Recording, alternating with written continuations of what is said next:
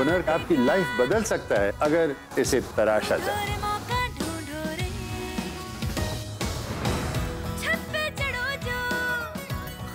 तो हुनरबाज तैयार हैं आप?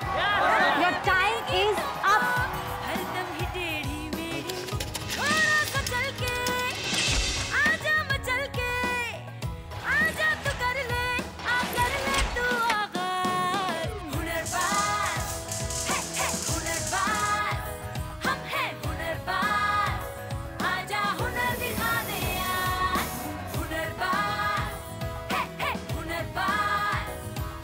Hunarbaaz skill to win. Hunarbaaz skill to win को स्पॉन्सर्ड बाय मार्गो ग्लिसरीन।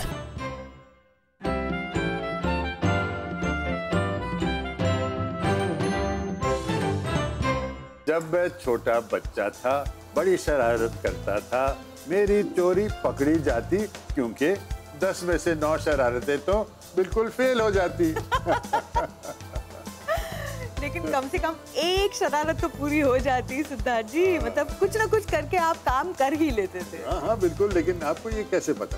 क्योंकि आप हैं ही काफी जुगाड़ू। अरे ये क्या कह रही हैं आप रेणुका जी? अरे बुरा मत मानिए सिद्धार्थ जी, ये भी एक किस्म का हुनर है जो बिल्कुल भारतीय हुनर है। जब प्रॉब्लम आता है तो हम जुगाड़ से सोल्यूशन निकाल लेते हैं, यानी जहाँ कुछ नहीं है वहाँ कुछ बना लेते हैं। यही तो इनोवेशन है ना।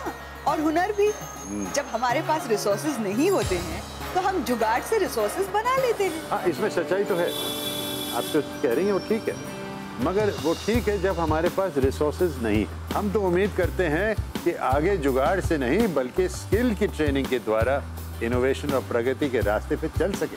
ये बताइए, किसी और देश में सिर्फ 1 लाख रुपए की गाड़ी बनी है? किसी और देश में किसानों के एक छोटे से समूह ने मिलकर एक कोऑपरेटिव शुरू किया है जो दुनिया भर में दूध का सबसे बड़ा उत्पादक बन गया हो। इस तरीके से तो जुगाड़ वाकई उपयोगी और फायदेमंद है। यही तो मैं कह रही थी। और आविष्कार किसी भी ढांचे में आविष्कार ही तो है और इसकी प्रशंसा तो करनी ही चाहिए। एंड इसमें हमारे देश का कोई मुकाबला नहीं है।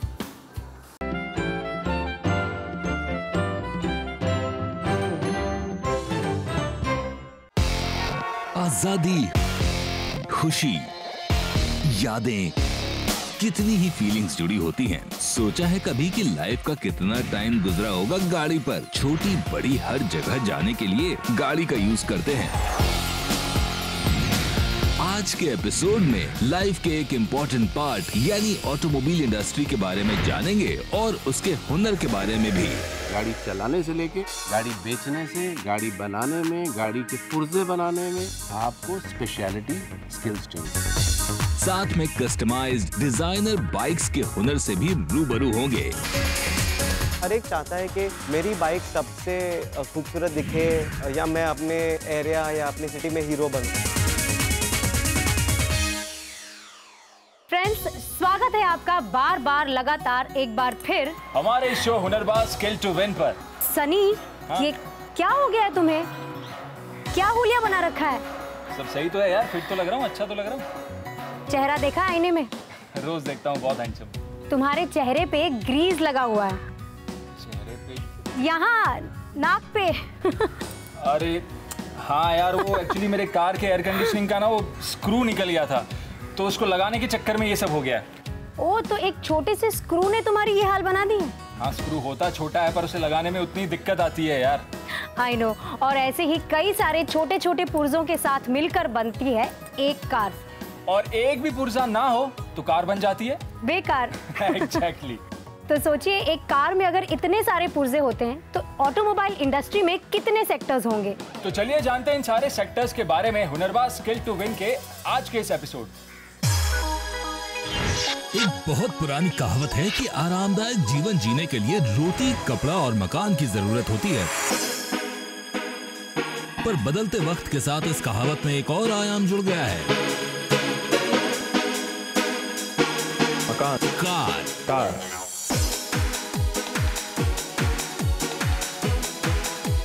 जी जी हाँ, गाड़ी, अब वो 2 पहिया हो या 4 पहिया, ये तो आप पर निर्भर करता है। ऑटोमोबाइल इंडस्ट्री एक ऐसी इंडस्ट्री जो एवर इंक्रीजिंग है और जिस तरह से लोगों के एस्पिरेशंस, लोगों की डिज़ायर्स बढ़ती है, खुद की एक गाड़ी होना सबके लिए एक शान की बात होती है and everybody aspires for that. So obviously इस इंडस्ट्री में ग्रोथ है, स्कोप है और डिमांड बहुत ज़्यादा है।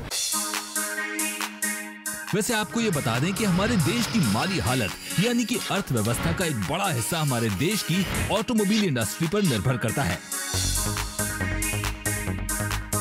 ये कहना भी गलत नहीं होगा कि आज दुनिया का हर सेक्टर कहीं न कहीं ऑटोमोबाइल इंडस्ट्री की बदौलत ही आगे बढ़ रहा है। इसका सीधा सा उदाहरण है कि अगर ट्रैक्टर नहीं होंगे तो शायद आज खेती करना भी मुश्किल हो जाएगा। आज ट्रक्स हैं तो ही हर छोटी बड़ी चीज हम तक आसानी से पहुंच जाती है।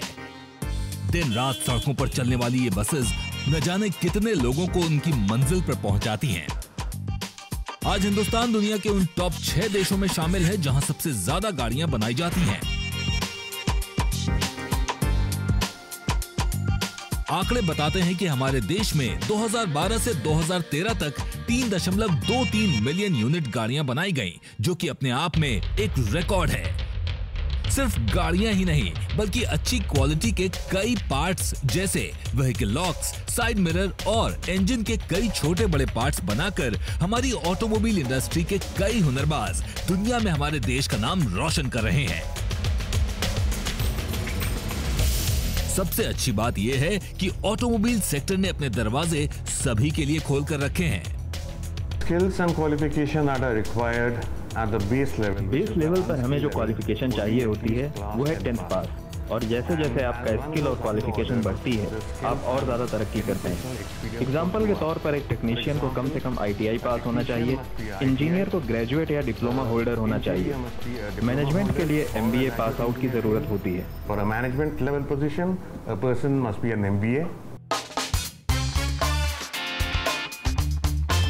इंजीनियरिंग करे हुए लोग इस सेक्टर को डिजाइन इंजीनियर के तौर पर ज्वाइन कर सकते हैं, जिनका मुख्य काम है इंजन और गाड़ी के विभिन्न पार्ट्स के नए डिजाइन तैयार करके उनको बनाना। अगर आपने BE या बैचलर्स इन इंजीनियरिंग नहीं किया हो लेकिन आपने कोई डिप्लोमा किया हो मैकेनिकल या ऑटोमोबाइल इंजीनियरिंग में, उसके साथ आपके पास कम से कम 8 या 10 साल का वर्क एक्सपीरियंस हो, तो एज अ डिज़ाइन इंजीनियर आप किसी भी ऑटोमोबाइल मैन्युफैक्चरिंग कंपनी में आप ज्वाइन कर सकते हो।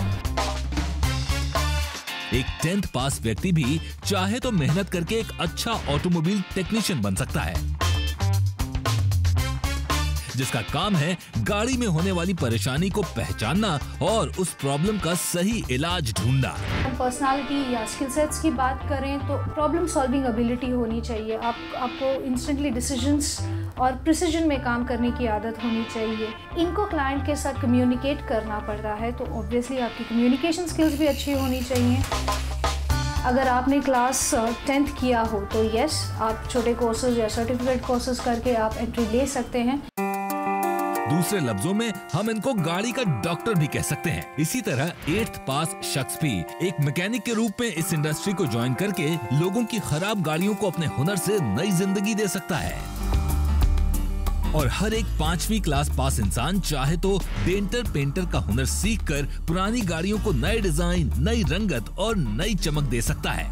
और हुनर की चमक आपकी सैलरी में भी झलकेगी।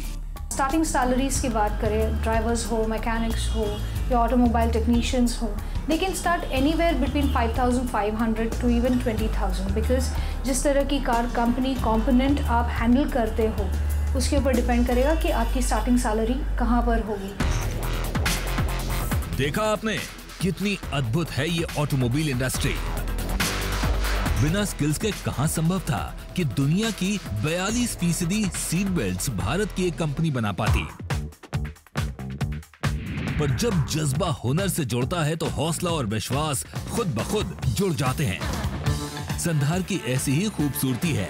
1985 में महज 12 लोगों से शुरू हुई संधार कंपनी आज अंतर्राष्ट्रीय कंपनी बन चुकी है, जिसमें 6,000 से भी ज्यादा लोग काम करते हैं। Getting skilled manpower is the biggest problem that we face in the automotive industry. Automotive industry में स्किल मैन पावर की बहुत कमी है। कंपनीज ITI में खुद ही टाई अप करती हैं, पर NSDC और ASDC के इनिशिएटिव के बाद सिचुएशन बदली है।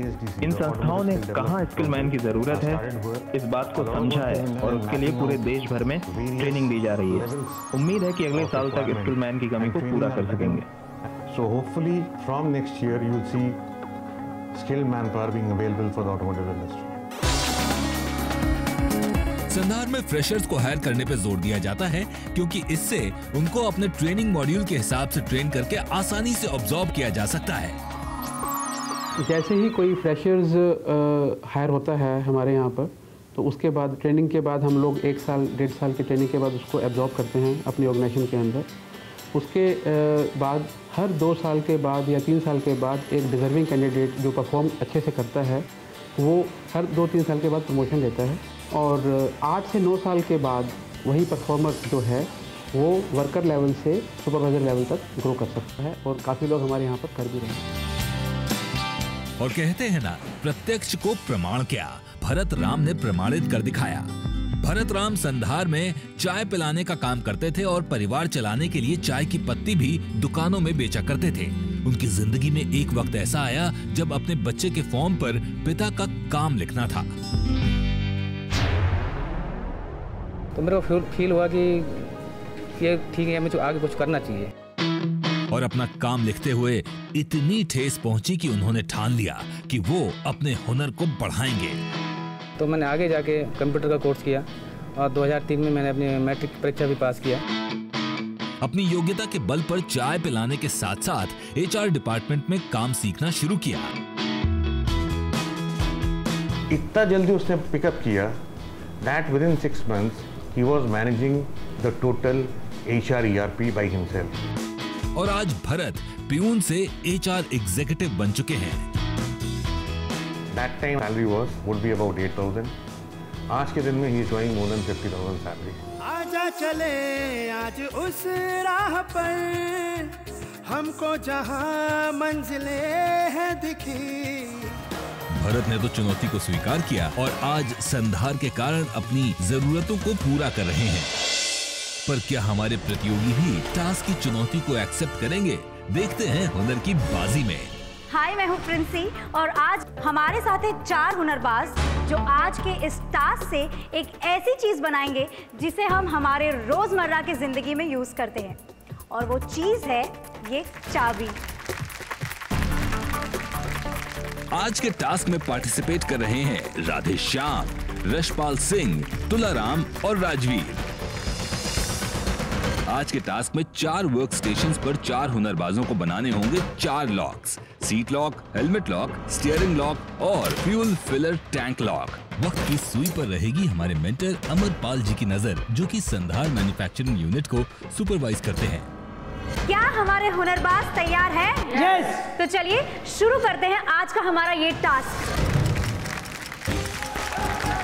हुनर की बाजी के पहले कंटेस्टेंट राधे श्याम ने शुरू कर दी है अपनी कवायद। पहले वर्क स्टेशन पर जहां इनको सीट लॉक बनाना है। सीट लॉक की जिम्मेदारी है कि आपको सेफ रखे। अगर लॉक में गड़बड़ी हुई तो आपकी सेफ्टी को भी ग्रहण लग जाएगा।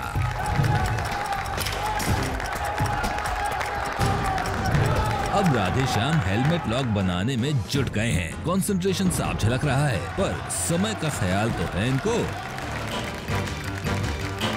अब ये हुनर के माहिर खिलाड़ी लग रहे हैं। देखते ही देखते ये पहुंच गए हैं तीसरे वर्क स्टेशन पर, जहां ये बना रहे हैं स्टीयरिंग लॉक। और इस वर्क स्टेशन पर ये यूज कर रहे हैं एयर प्रेशर का, जो लॉक्स की सेटिंग के लिए बेहद जरूरी है।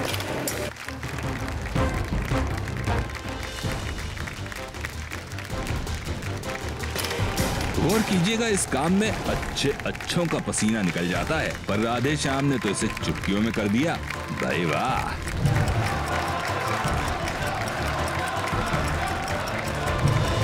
और ये है आखिरी वर्क स्टेशन। यहाँ बना रहे हैं गाड़ी की खुराक यानी फ्यूल टैंक लॉक। भाई वाह! और ये फटाक से निपटा दिया इन्होंने इस लॉक को।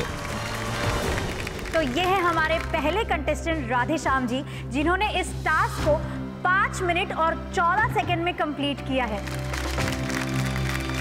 तो चलिए अब बारी है हमारे दूसरे कंटेस्टेंट की। टाइम ही केवल फैक्टर नहीं है जीतने के लिए। यशपाल को टाइम के साथ साथ एक्यूरेसी और लॉक को बनाने की सही तकनीक का भी ख्याल रखना होगा।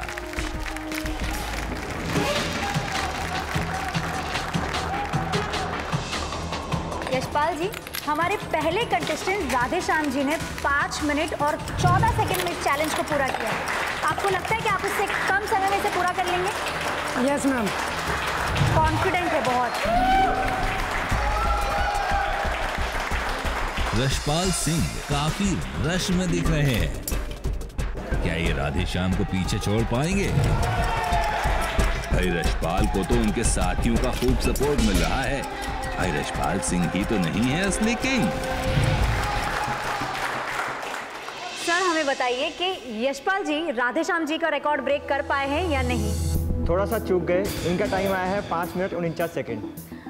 कंपटीशन बहुत टफ चल रहा है। देखते हैं कि हमारे अगले कंटेस्टेंट राधेश्याम जी का रिकॉर्ड ब्रेक कर पाते हैं या नहीं। अब बारी है हमारे तीसरे कंटेस्टेंट तुलाराम की। और अब तुलाराम पहुंच चुके हैं दूसरे वर्क स्टेशन पर।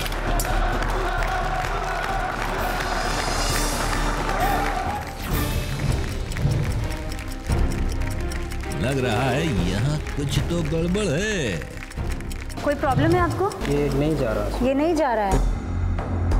एयर प्रेशर देते वक्त कुछ तो गड़बड़ हुई है, जिसे प्रिंसी ने पकड़ लिया है।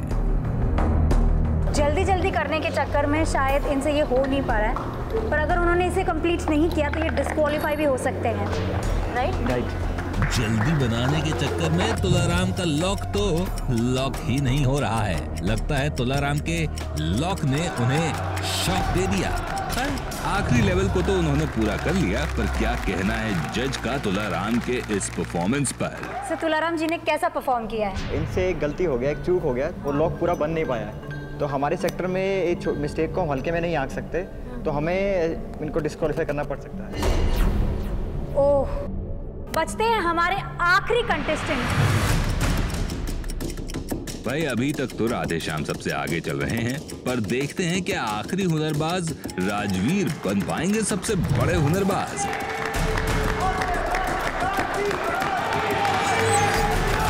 भाई कुछ ज्यादा ही जज्बाती हो गए हैं, पूरा वर्क स्टेशन हिला डाला। सपोर्टर का जोश राजवीर में भी दिखने लगा है।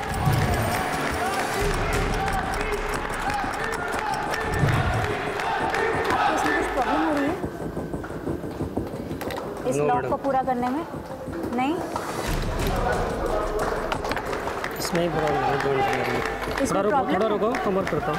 अच्छा, कहीं फंसे हैं ये, तो ये कह रहे हैं कि इस इंस्ट्रूमेंट में थोड़ा प्रॉब्लम है। देखते हैं, टाइम निकलता जा रहा है और अभी एक वर्क स्टेशन और बचता है इनके लिए। राजवीर के माथे की शिकन बता रही है कि तीसरे वर्क स्टेशन पर एयर प्रेशर से ज्यादा टाइम का प्रेशर इन्हें परेशान कर रहा है। और अब हमारे आखिरी कंटेस्टेंट राजवीर पहुंच चुके हैं अपने आखिरी वर्क स्टेशन पर। और फाइनली सारी परेशानियों से जूझकर इन्होंने पूरा कर लिया ये टास्क। तो अब बारी है जजमेंट की, और जजमेंट सुनाने के लिए हमारे साथ है unit head mister Ajay Kumar Raghav और हमारे मेंटर मिस्टर अमर। तुलाराम तो हो गए डिस्क्वालीफाई और राधेश्याम ने इस टास्क को सबसे पहले पूरा किया, पर सही वक्त पे ही पूरा करना इस टास्क को जीतने का क्राइटेरिया नहीं है। सही टेक्निक्स का इस्तेमाल और लॉक सेट की सही सेटिंग तय करेगी कि कौन है सबसे बड़ा हुनरबाज। तो जजमेंट इस प्रकार है, राजवीर ने लिए 8 मिनट 25 सेकंड, तुलाराम ने लिए 6 मिनट 21 सेकंड, यशपाल ने लिए 5 मिनट 49 सेकंड और राधेश्याम ने लिए 5 मिनट 14 सेकंड। सबसे कम टाइम के बेस पे और टेक्निकली असेसमेंट जो हमने किया उसके बेस पे राधेश्याम जी इज द हुनरबाज।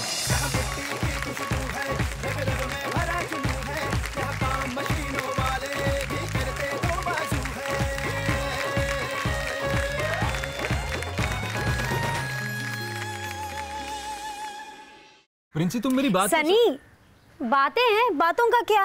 क्या? अरे बातों से ही तो सब कुछ है। अच्छा? हाँ, बातें ही तो हैं जो हमें एक दूसरे के साथ जोड़ती हैं। और मानो उसमें अगर हुनर भी शामिल हो जाए तो, और वो हो संधार टेक्नोलॉजीज के को chairman and managing director Jayant the power के साथ, तो बन जाती है हुनर की बात। जयंत जी, आपको क्या लग रहा है ये पूरा ऑटोमोटिव डेवलपमेंट और स्किल डेवलपमेंट का काम जो है उसमें क्या समस्याएं हैं, उसको कैसे सॉल्व कर रहे हैं? अगर आप ऑटोमोटिव इंडस्ट्री देखते हैं जी भारत की, पिछले कुछ वर्ष में भारत ने बहुत तरक्की की जी। और इस तरक्की में अगर मैं आपको नंबर देता हूँ जी, तो आज की जो हमारी मोटरसाइकिल इंडस्ट्री है जी, वो दुनिया भर में नंबर 2 पे है। अरे वाह, क्या बात है। अगर आप हमारी ट्रैक्टर इंडस्ट्री देखते हैं तो वो नंबर 1 है। We produce the maximum number of tractors in the world. अच्छा, एज अ कंट्री। एक्सपोर्ट भी करते हैं? एक्सपोर्ट भी करते हैं। क्या बात है। गाड़ियाँ अगर आप देखते हैं जी, तो गाड़ियों में हम आज 5वें नंबर पर हैं एशिया में। अच्छा। जो पिछले कुछ वर्ष में, पिछले डेकेड में बहुत तरक्की हुई है, not only in terms of volumes but also in terms of the quality, consistency and a kind of sustainability of the industry. आपको लग रहा है कि थोड़े चैलेंजेस हैं? बताइए वो। एक तो एक्सटर्नल चैलेंजेस जी। एक्सटर्नल चैलेंजेस में अगर आप देखें तो हमारी जो ब्याज की दरें बहुत हाई हैं, तो जो कस्टमर है वो थोड़ा घबरा रहा है खरीदने से। 1 या 2 साल में आपने देखा है कि हमारी जो ग्रोथ है सेल्स की वो थोड़ी दब गई है। हाँ।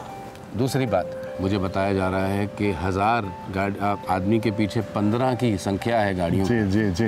वो ओनरशिप लेवल अभी भी बहुत कम है जी। अगर आप अमेरिका से उसका कंपैरिजन करेंगे जहाँ पे 500 गाड़ी है पर 1000 पीपल और इंडिया में 15 है, नंबर बहुत कम है।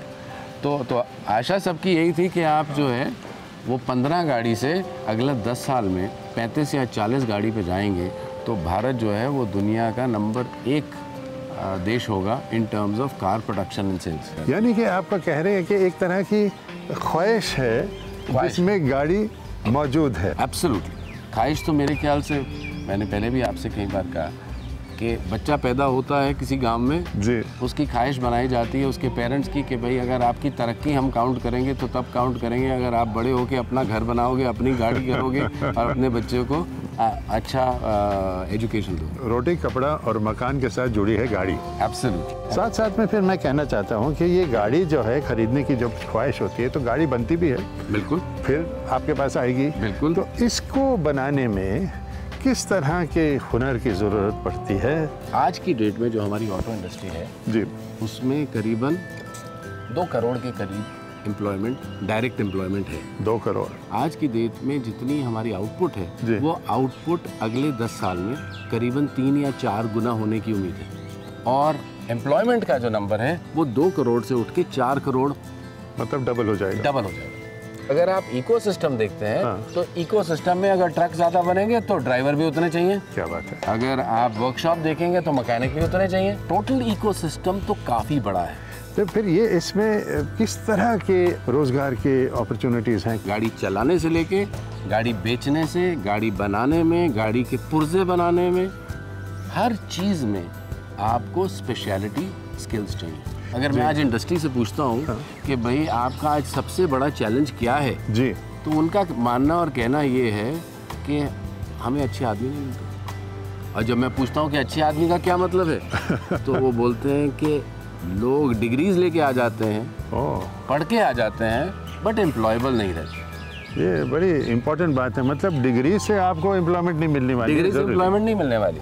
जो आज ऑटो इंडस्ट्री की नीड है जी और जो अवेलेबिलिटी है मैन पावर की वो आपस में मैच नहीं कर रही। और इसी जगह पे आता है ASDC जो एक NSDC की पहली स्किल सेक्टर काउंसिल है जी। इसमें हमने अलाइन किया है 200 ऐसे जॉब प्रोफाइल्स को जी, जिसमें हम कह रहे हैं ये इंडस्ट्री की रिक्वायरमेंट है और ये ट्रेनिंग की रिक्वायरमेंट है। अब कोई कहता है कि जी मैं मैकेनिक बनना चाहता हूँ, हमने उस सब के लिए स्टैंडर्ड बनाया पूरे भारत भर में।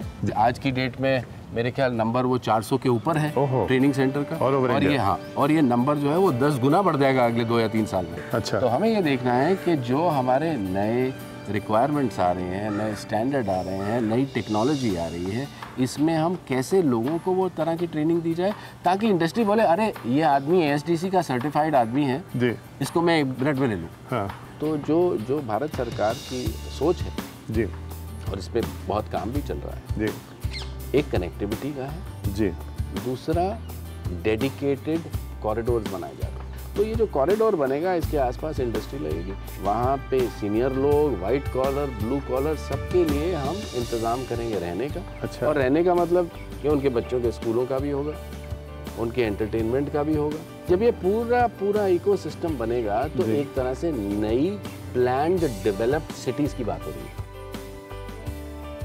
और अगर भारत सरकार पूरे देश में बात कर रही है 50 नए अर्बन सेंटर्स का, जी 50 नहीं 50 सिटीज़ का, ओह, तो इसमें इंडस्ट्री भी आएगी, डेवलपमेंट भी आएगी, और सबसे ज़्यादा ज़रूरत पड़ेगी वो है स्किल्ड मैन पावर। ASDC ये कह रहा है कि हर इंडस्ट्री को हम हमारा ट्रेनिंग पार्टनर बनने के लिए एक्सेप्ट करते हैं। अच्छा। हम उन्हें अपने मॉड्यूल देने को तैयार हैं, हम उन्हें अपनी फैकल्टी देने को तैयार हैं। नॉट ओनली दैट, जो आप एज इंडस्ट्री ट्रेन करोगे लोग, उनको हम सर्टिफाई करने को भी तैयार हैं। ये जो भी खर्चा होता है ट्रेनिंग में जी, अगर आपको एम्प्लॉयमेंट मिलती है as a blue collar worker, क्या उम्मीद है आपको कि वो ये जो ट्रेनिंग का पैसा है कितनी जल्दी वो वापस कर सकेंगे? मेरे ख्याल से मिनिमम स्टार्टिंग सैलरी 10 से 15 हज़ार हो सकती है। क्या बात। और कई कंपनियों में तो इसका मैक्सिमम लिमिट 1 लाख को भी क्रॉस कर गया महीने की सैलरी। 1 लाख महीने ब्लू कॉलर वर्कर को मिल सकता है? मिल सकता है, मिल रहा है, मिल रहा है। ऑफ कोर्स उनकी सीनियरिटी है, काफ़ी देर से काम कर रहे हैं, बिकॉज ऑटो इंडस्ट्री में इंसेंटिव स्कीम्स काफ़ी हैं। मगर अगर मिल रहा है तो किस क्षेत्र में मिल रहा है? अक्रॉस। सीनियरिटी का मतलब ये है कि उन्होंने कंपनीज में बहुत फ्लेक्सिबल पोजीशंस पे काम किया, मतलब 5-7 साल करने के बाद 10-12 साल। तो आप ये उम्मीद कर सकते हैं कि आपकी तनख्वाह वहाँ तक हो सकती है अगर आप कामयाब। जी जी जी जी। तो जयंत जी, ये जो सिलसिला प्रोडक्टिविटी का है, आपको कहते हैं कि मंत्र जो है वो हुनर की प्रोडक्टिविटी से जुड़ा हुआ है। Absolutely, absolutely. तो आप हमारे दर्शकों को बता सकते हैं कि अगर हुनर बढ़ाया जाए तो उनके लिए कैसे बढ़िया हो सकता है? प्रेजेंट कंडीशन में ब्लू कॉलर की प्रोडक्टिविटी है वो बाकी के देशों से काफ़ी कम है, चाहे उसे अमेरिका से कंपेयर कर लीजिए, यूरोप से कंपेयर कर लीजिए, चीन से कंपेयर कीजिए। तो चीन ने क्या किया? Training, skill development, training are the 2 most important aspect. आज हमारे पास एक प्लेटफॉर्म है और वो प्लेटफॉर्म है ट्रेनिंग सेंटर्स के थ्रू, ASDC के थ्रू, और सुपर अम्ब्रेला भारत सरकार जिसने कहा है ये ट्रेनिंग देना बहुत ज़रूरी है। वो ये कह रहे हैं कि अगले 10 सालों में 500 मिलियन पीपल, 50 करोड़ आदमी को ट्रेन होना है। जी। जब तक ट्रेनिंग नहीं आएगी तब तक क्वालिटी ऑफ वर्क नहीं आएगी, तब तक प्रोडक्टिविटी नहीं आएगी। तो हम आज की डेट में हर एप्लीकेंट को ये ऑफर कर रहे हैं कि आप जो भी काम करते हैं या आपका जिस काम में भी इंटरेस्ट है उसमें आप हमारे लोकल जो ट्रेनिंग सेंटर हैं उन्हें कांटेक्ट कीजिए, ASDC के थ्रू या डायरेक्टली आप उसमें ट्रेन कीजिए, हमारी सर्टिफिकेशन कैरी कीजिए, और स्कीम की वजह से आपकी ट्रेनिंग फ्री भी हो सकती है। ये ऐसे और बढ़िया क्या हो सकता है? और आपकी जब ये ट्रेनिंग होती है कंपनी, तो एक तो इंडस्ट्री आपको इमीडिएटली अब्सॉर्ब कर लेगी, बिल्कुल। दूसरा आपकी starting salary with this kind of training तो 10,000 रुपए को आप कंट्रोल करें। तो जयंत जी, हमें उम्मीद है कि आपके नेतृत्व में ये जो है एक सपना पूरा हो हर हिंदुस्तानी का, ये रोटी, कपड़ा और मकान के साथ गाड़ी जोड़े और गाड़ी बनाने वाला जो है वो फले और फूले। प्रिंसी, यार तुम्हें पता है मेरे पास ना एक स्टाइलिश ब्लैक कलर की बाइक थी, और गैस करो मैंने उसका नाम क्या रखा होगा? मुगैम्बो। मुगैम्बो। खुश हुआ। और पता है सबसे ज्यादा केयर मैं उसी की करता था। सबसे ज्यादा? हाँ, अपनी गर्लफ्रेंड से भी ज्यादा? प्रिंसी, तुम हर बार ये पर्सनल क्वेश्चन पूछना बंद करो, मुझे बिल्कुल अच्छा नहीं लगता। हाँ करता था तो। अरे तो ये तो अच्छी बात है। इनफैक्ट मुझे भी ये लगता है कि कार और बाइक का नाता सिर्फ कम्यूटिंग से नहीं है, लेकिन उनका कनेक्शन डायरेक्ट हमारे दिल से होता है, हमारी पर्सनालिटी से होता है, और स्टाइल स्टेटमेंट से भी तो होता है। राइट। और इस कनेक्शन को जोड़ने में जो हमारी सबसे ज्यादा मदद कर रहे हैं वो है वरदांची के अक्षय वर्दे। वो खुद तो कूल है ही और बनाते हैं सुपर कूल सुपर बाइक्स। यार टेस्ट ड्राइव तो बनता है ना? बिल्कुल। याद करिए वो पहला किक, और अगर कोई चीज स्पीड और लुक्स का एक डेडली कॉम्बिनेशन हो तो? मैं ऐसी एक चीज पे सवार हूं और मैं अब हवा से बातें करने वाला हूं।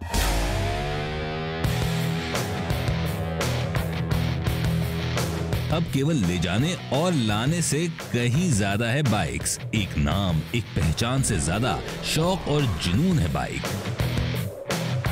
और इसी शौक और जुनून के पैशन को प्रोफेशन बनाया अक्षय वर्दे ने।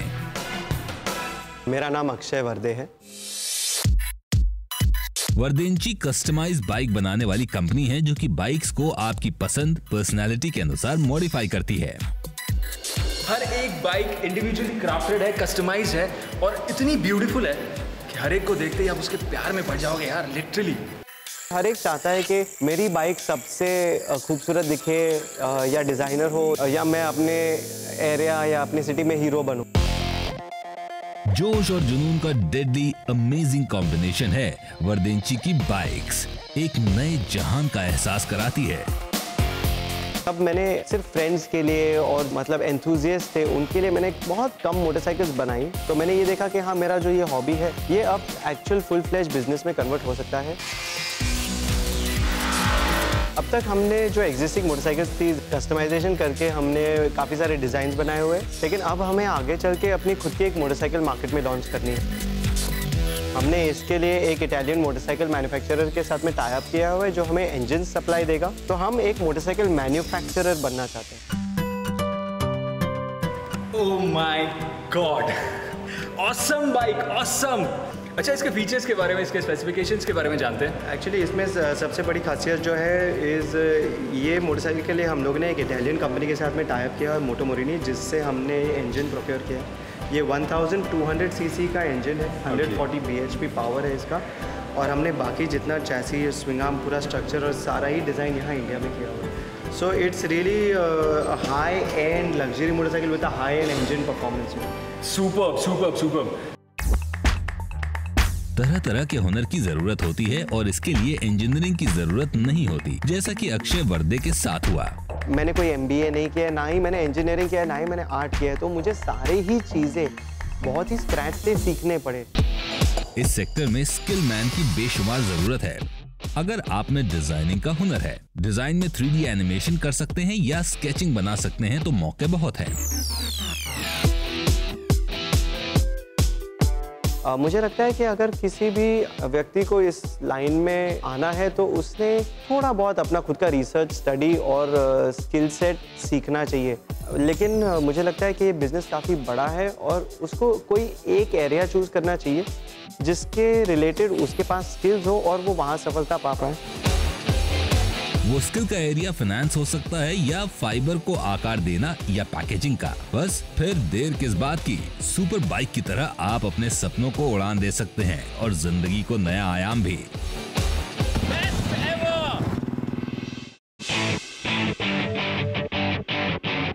पिछले हफ्ते हमने इतिहास और टेक्नोलॉजी से जुड़ा हुआ एक बहुत ही इंटरेस्टिंग सवाल पूछा था, और वो सवाल था, वो कौन सा यंत्र है जो इतिहास के सबसे महत्वपूर्ण आविष्कारों में से एक माना जाता है। और हमने आपको ये भी हिंट दिया था कि ये आविष्कार का रूप तो नहीं बदला है, बस जिन मटेरियल से ये बनता है वो बदले हैं। पिछले हफ्ते के सवाल का जवाब जानने के लिए आप उत्सुक होंगे, है ना? पेश है सही जवाब। पिछले हफ्ते पूछे गए सवाल का सही जवाब है ऑप्शन ए, पहिया। मानव सभ्यता का सबसे बड़ा इन्वेंशन है व्हील। ऐसा माना जाता है कि ईसा पूर्व 4वीं शताब्दी के करीब पहिए का इजाद हुआ। तब से लेकर आज तक इसमें कई परिवर्तन होते रहे हैं और इसका महत्व ट्रांसपोर्टेशन तक सीमित नहीं है। मेसोपोटामिया की सभ्यता से शुरू हुए पहिए के सफर में इंसान के विकास को नई गति दी है। घड़ा बनाना हो या कुएं से पानी भरना, हमारी रोजमर्रा की जिंदगी से लेकर बड़े बड़े उद्योगों में भी पहिए का इस्तेमाल होता है। पहिया सिर्फ पहिया नहीं बल्कि इंसान के विकास का प्रतीक भी है। कई सही जवाबों में से चुनी गई विनर है संबलपुर उड़ीसा की सोएबानाज रिजवी, जो हमें लिखती हैं। नमस्कार सिद्धार्थ जी, मैं 14 साल की हूँ और हुनरबाज से प्रेरणा लेकर ETDC से सिलाई का कोर्स कर रही हूँ। दूरदर्शन पर हुनरबाज दिखाने के लिए धन्यवाद। वही मुंबई की संगीता महात्र लिखती हैं। इस शो का कॉन्सेप्ट काफी शानदार है। आपका ये शो हुनरबाज इंडिया के भविष्य का निर्माण कर रहा है। साथ ही चंडीगढ़ के ओम जी गुप्ता लिखते हैं, मुझे ये प्रोग्राम बहुत पसंद है। इस शो से पता चलता है इंडिया में हुनरमंदों के लिए बहुत से मौके खुले हैं। Congratulations to the winners. आश्चर्य की बात है ना कि व्हील को आप आज भी खेतों में, बैलगाड़ियों में उसी रूप में देख सकते हैं जैसे कि वो उन दिनों में थे। जब उसका इन्वेंशन पहले हुआ था। हाँ, शायद इसी को परफेक्ट डिजाइन कहते हैं, जिनको बदलना ही नहीं पड़ता। तो हम आते हैं आज के सवाल पे। और हमारा आज का सवाल है, क्या कपड़े से इलाज संभव है? ऑप्शन ए, एक कपड़ा जो आपकी बीमारी की जांच कर सके। ऑप्शन बी, एक मास्क के तौर पर डॉक्टर को बीमारी से बचा सके। ऑप्शन सी, एक चादर के रूप में रोगी को गर्म रखकर। हिंट में तो यही कहा जाएगा कि जांच करने से पहले आपको पता होना चाहिए कि आखिर मर्ज क्या है, इसलिए जांच सबसे ज्यादा जरूरी है। अब इतना कुछ कह दिया तो जवाब जांच ही लोगे आप। अपना जवाब देने के लिए टाइप कीजिए HB space 11 space ABIC space अपना नाम और भेज दीजिए 09757303030 पर। ये नंबर केवल SMS के लिए है। अगर आप कोर्सेज और ट्रेनिंग से संबंधित जानकारी चाहते हैं तो आप 08800055555 पर संपर्क कर सकते हैं। आप हमारी वेबसाइट पर भी लॉगिन कर सकते हैं और साथ ही आप नीचे लिखे ईमेल एड्रेस पर ईमेल भी कर सकते हैं। लेकिन आपका जवाब हमें 48 घंटे के अंदर मिल जाना चाहिए। साथ ही अपने जवाब के साथ अपना फोटो ईमेल करना न भूलें और आप में से एक लकी विनर को मिलेगा 10,000 रुपए का इनाम।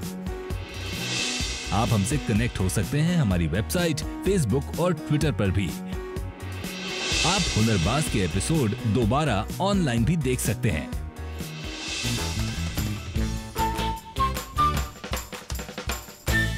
तो अब अपने हुनर को पहचानिए और सफलता की राह पर चलने के लिए भारत सरकार द्वारा प्रमाणित national skill development corporation NSDC से संबंधित ट्रेनिंग सेंटर से संपर्क कीजिए। कोर्सेज के बारे में जानकारी पाने के लिए 08800055555 पर मिस्ड कॉल दें। इसके बाद NSDC कॉल सेंटर से आपको कॉल किया जाएगा, जो न सिर्फ आपके प्रश्नों का जवाब देगा बल्कि NSDC द्वारा उपलब्ध अन्य कोर्सेज के बारे में महत्वपूर्ण जानकारी भी देगा, क्योंकि हुनर है तो कदर है। प्रिंसी, इतना कुछ सीखने के बाद मैंने तय कर लिया है कि मैं एक कार की कंपनी खोलूंगा।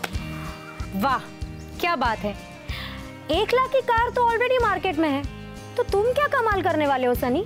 अच्छा, हाँ तो प्रॉब्लम नहीं है, सोलर एनर्जी है ना, उस पे चलने वाली कार बनाऊंगा। हे, कुकिंग ऑयल से चलने वाली कार के बारे में क्या ख्याल है? नॉट अ बैड आइडिया है यार। है ना? हाँ यार, सॉलिड। वैसे उसका इन्वेंशन भी हो चुका है। क्या बात कर रहे हैं, सब चीज का इन्वेंशन हो चुका है। वैसे किसी ने बहुत खूब कहा है, जहाँ चाह है वहाँ राह है। और इस बदलती हुई टेक्नोलॉजी में कब कौन क्या कमाल दिखा दे, किसे पता। एब्सोल्युटली। और वो दिन दूर नहीं जब विश्व की सबसे पहली पानी और हवा में चलने वाली गाड़ी का इन्वेंशन होगा। जी बिल्कुल, पर इसमें आपका योगदान कितना होगा? आपकी स्किल्स क्या कमाल दिखा सकती है, ये सोचा है कभी आपने? सोचिए। और हम हाजिर होंगे अगले रविवार लेकर हुनरबाज का एक नया एपिसोड, लेकर बहुत सारी नई तकनीक, स्किल्स और इनोवेशंस। तब तक के लिए खुश रहिए, खिलखिलाते रहिए, और संडे है, मजे करिए। अगले हफ्ते जानेंगे, धागों को बेशक कच्चा समझा जाता है, पर टेक्सटाइल इंडस्ट्री ने काफी मजबूती से लोगों का ताना बाना बुना है। इंडिया में इतना ज्यादा पॉपुलेशन है, बट उसमें जितना लोगों को स्किल है उसमें करीब 3% को ही वोकेशनल ट्रेनिंग मिलता है। बड़ा ही हुनरबाजों का काम है ये। और स्कर्ट बनाने की कहानी देखेंगे हुनर की बाजी में। चलो चलो, बका बका, जीतना है बॉस।